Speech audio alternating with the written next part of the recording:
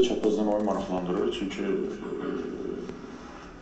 ilk növbədə onu deyək ki, Yevlaxda qəbul edəcəklər bizi. Açığı, yəni, bu il biraz məyus edici məqamlar çoxdur.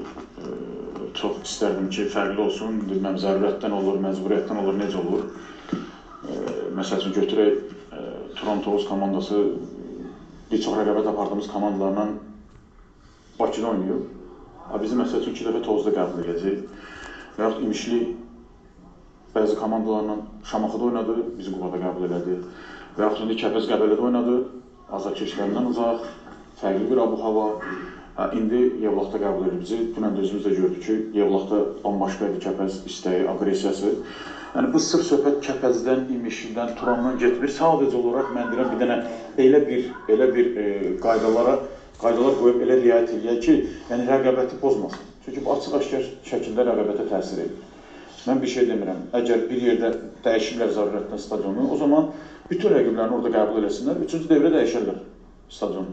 Elə daha ədalətli olacaq. 2 devr oynasalar, hamı eyni yerdə oynayacaq. Elə olsa, yəni bizim üçün də daha rahat olar. İndi belə deyək də, çox komandalar getdi Qəbələdə oynadı Kəpəzlə. Amma indi halbuki biz Yevlaxda oynamalıyıq və biz dünən də gördük ki, oyunda Yevlaxda Kəpəz tam fərqli idi.